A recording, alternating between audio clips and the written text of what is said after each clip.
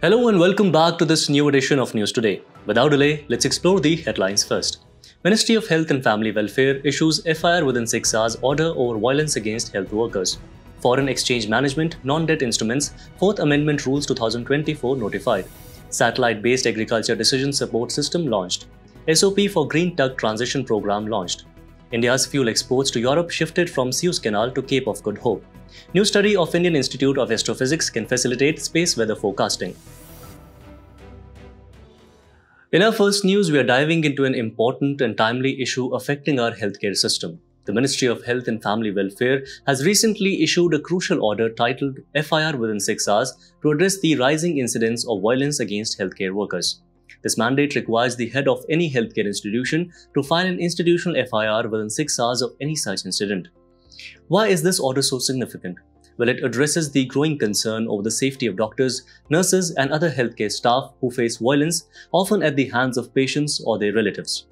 Factors like social instability, strained personal relationships, and the denial of medical complications or death contribute to these unfortunate situations. Now, it's important to note that public health is a state subject in India, which means there is no central law specifically for preventing violence against healthcare workers. This leaves a gap that this new order seeks to fill, albeit within the limits of its scope. To give you some perspective on the current situation, let's turn to the World Health Organization. According to WHO, health workers worldwide are at high risk of violence. Between 8% and 38% of healthcare workers experience physical violence, while others face verbal aggression. Sadly, the majority of these violent acts are carried out by patients or visitors. And in more extreme cases, such as during disasters or conflicts, health workers can become targets of collective or political violence. But what are the consequences of such violence? The impact is profound. It not only affects the psychological and physical well-being of healthcare staff, but also leads to a decline in the quality of care they can provide. In the long run, if health workers feel unsafe and leave their profession, it could threaten equal access to primary healthcare across the country. In response to these challenges, both the central and state governments, along with international bodies, have taken steps to prevent violence against healthcare workers. On the national level, there is the Prevention of Violence Against Healthcare Professionals and Clinical Establishments Bill 2022 and the Epidemic Diseases Amendment Act 2020, which classifies violence against healthcare personnel during epidemics as a cognizable and non-bailable offence. Some states like Kerala have also implemented their own laws, such as the Kerala Healthcare Service Persons and Healthcare Service Institutions Prevention of Violence and Damage to Property Amendment Act of 2023. On the global front, organizations like WHO and ILO have developed framework guidelines to address workplace violence in the healthcare sector. So where do we go from here? The FIR within 6 hours order is a step in the right direction, but it's just the beginning. As we continue to grapple with this issue, it's clear that protecting our healthcare workers is not just a legal matter, it's a moral imperative.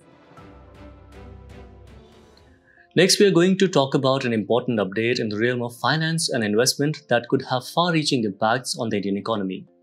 The Union Ministry of Finance has recently notified the Foreign Exchange Management, Non-Debt Instruments 4th Amendment Rules 2024. This comes as a follow-up to the announcements made in the Union Budget 2024-25 aimed at simplifying the rules and regulations surrounding foreign direct investment and overseas investment. Now let's dive into the key highlights of these amended rules. One of the significant changes is the simplification of cross-border share swaps. This amendment makes it easier for Indian companies to issue or transfer equity instruments in exchange for equity instruments from foreign companies. Essentially, this is a big move toward facilitating the global expansion of Indian companies. It supports them in merger, acquisitions, and other strategic initiatives, allowing them to explore new markets and strengthen their global presence.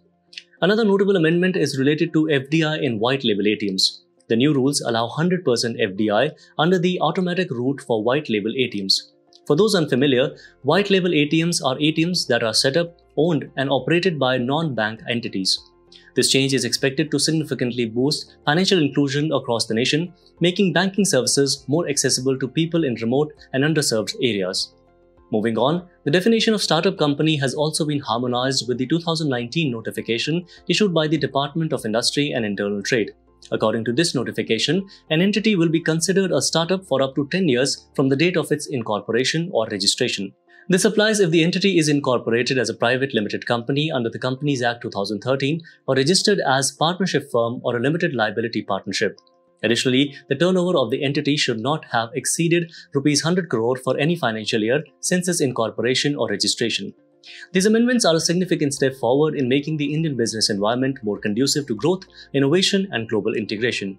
By simplifying processes and providing clearer guidelines, the government aims to attract more foreign investment and support the expansion of Indian companies on the global stage. Ahead, we have got some fascinating news from the agriculture sector. The Union Minister of State for Agriculture has just launched a groundbreaking initiative, the Krishi Decision Support System, or Krishi DSS for short. This satellite-based platform is designed to provide real-time information on crop conditions, weather patterns, water resources, and soil health. But what exactly does that mean for our farmers and the agriculture industry as a whole? Krishi DSS is a geospatial platform developed by the Union Ministry of Agriculture and Farmers' Welfare in collaboration with the Department of Space. The technology leverages data from RISAT-1A and the visualization of Earth observation data and archival system, also known as VEDAS, to monitor and analyze agriculture conditions across the country. Now, let's take a closer look at some of the specific technologies involved and their applications.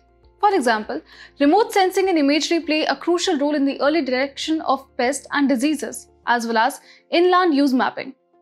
This not only helps in reducing potential yield loss, but also in identifying suitable land for agriculture and optimizing its use. Another key technology is the Global Positioning System, or GPS. GPS is essential for precision farming, allowing farmers to map their fields with high accuracy and apply resources like seeds and fertilizers more efficiently. It's also used for livestock tracking, where GPS collars help monitor the movements and grazing patterns of livestock.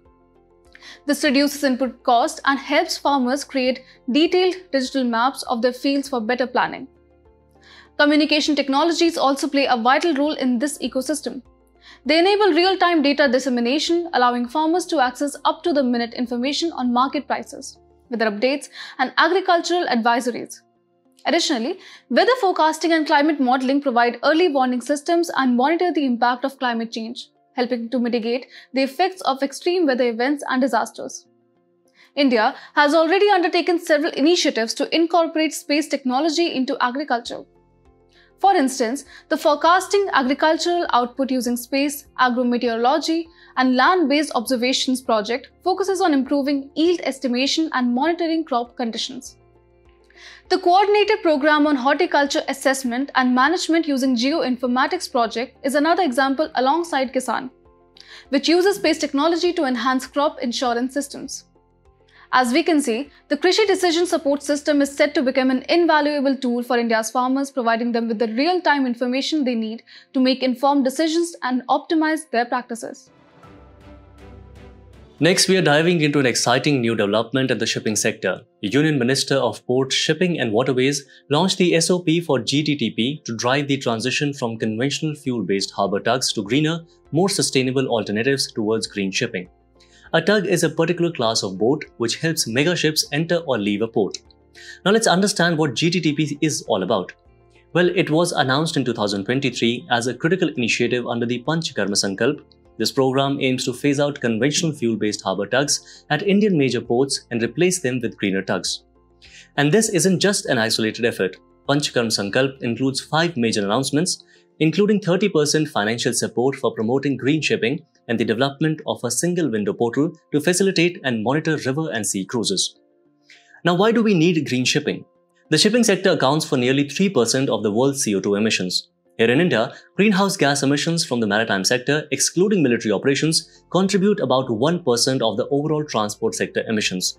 So the push towards green shipping isn't just important, it's essential.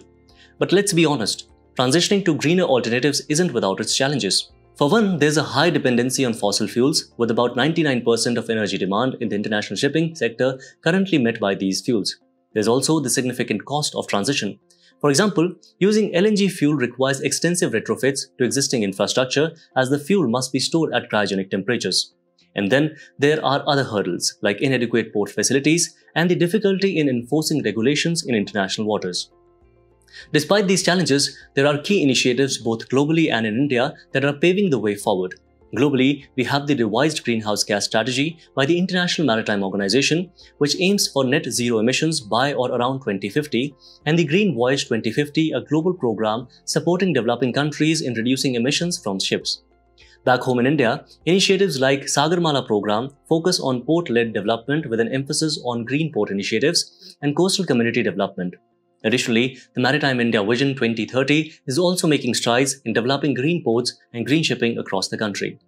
As we can see, the launch of the SOP for GTTP marks a significant step in India's journey towards sustainable maritime practices. The transition to green tugs isn't just about reducing emissions, it's about ensuring that our ports and our environment are protected for future generations. Next, we are discussing a major shift in India's fuel exports to Europe, a move that has seen a significant change in its traditional maritime route. Before the recent security crisis in the Red Sea, India's fuel exports to Europe were primarily dependent on the Red Sea-Suez Canal route. But things have changed, and here's why. India has become a key fuel supplier to Europe, specifically after the Russia-Ukraine conflict and the subsequent sanctions imposed by Western countries on Russia. The Suez Canal, which usually accounts for about 12 to 15% of global maritime trade, according to UNCTAD, is the shortest maritime route between Asia and Europe. However, the need to shift routes become urgent due to increasing threats. The attacks from Iran-backed Houthi rebels in Yemen around the Bab el-Mandeb Strait, which leads to the Red Sea and Suez Canal, pose significant risks.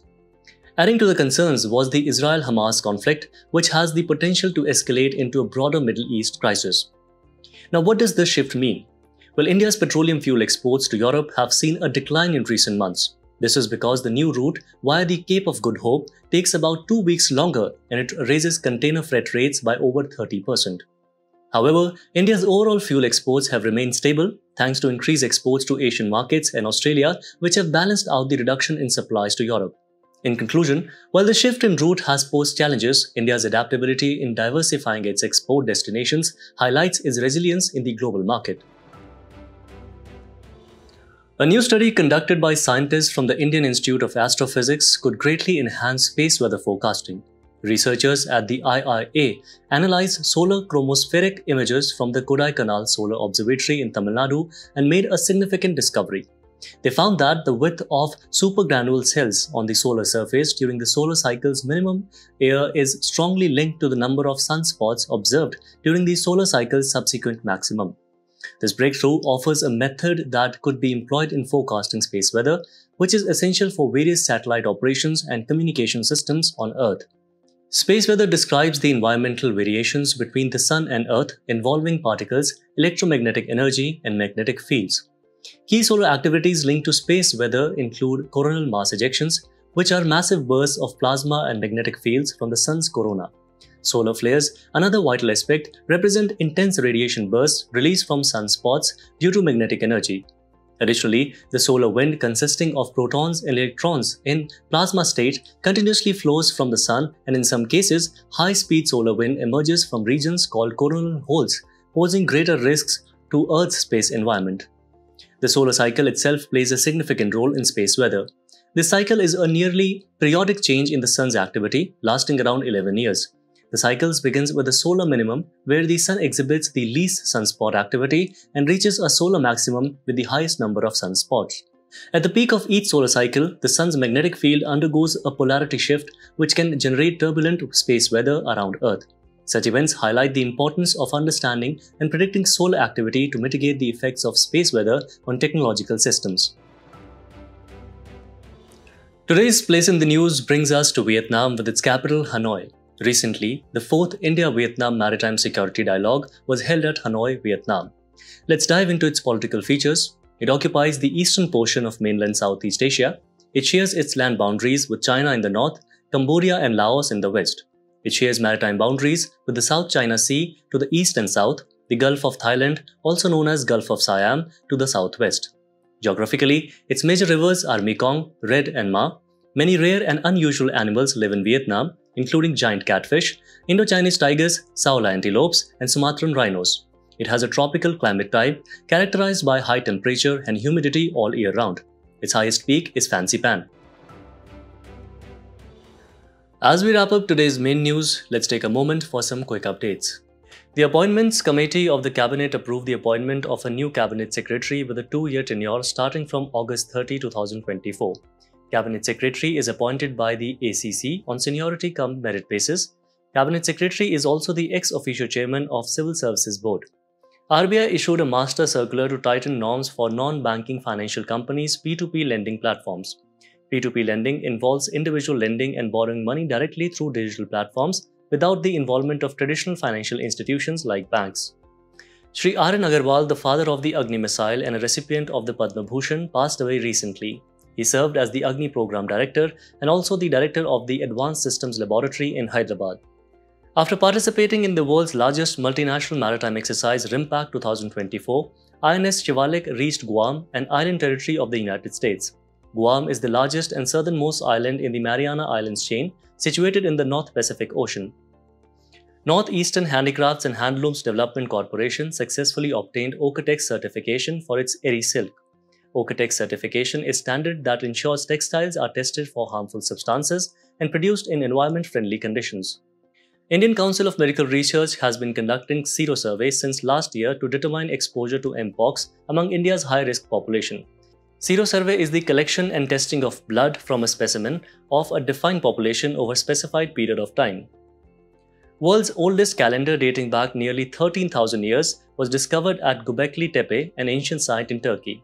Carvings on stone pillars reveal a sophisticated solar-lunar calendar possibly created to track time and celestial events, including a comet strike around 10,850 BCE. The 70th National Film Awards for the year 2022 have been announced. National Film Awards were established in 1954 and were initially called State Awards, and 2 President's Gold Medals, 2 Certificates of Merit and 12 Silver Medals for the regional films were presented in the earlier years.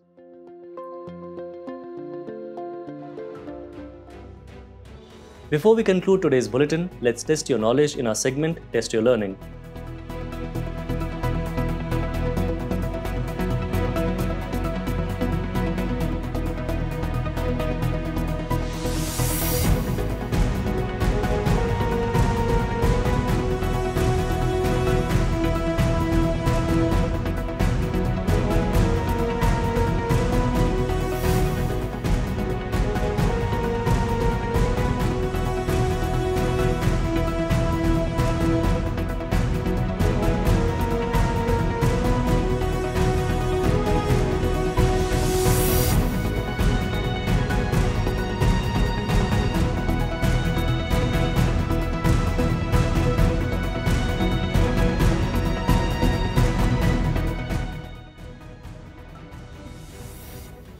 Thank you for tuning in. We hope you enjoyed this edition of News Today. For the quiz solutions and to download the PDF version of News Today, please visit the provided links in the description below.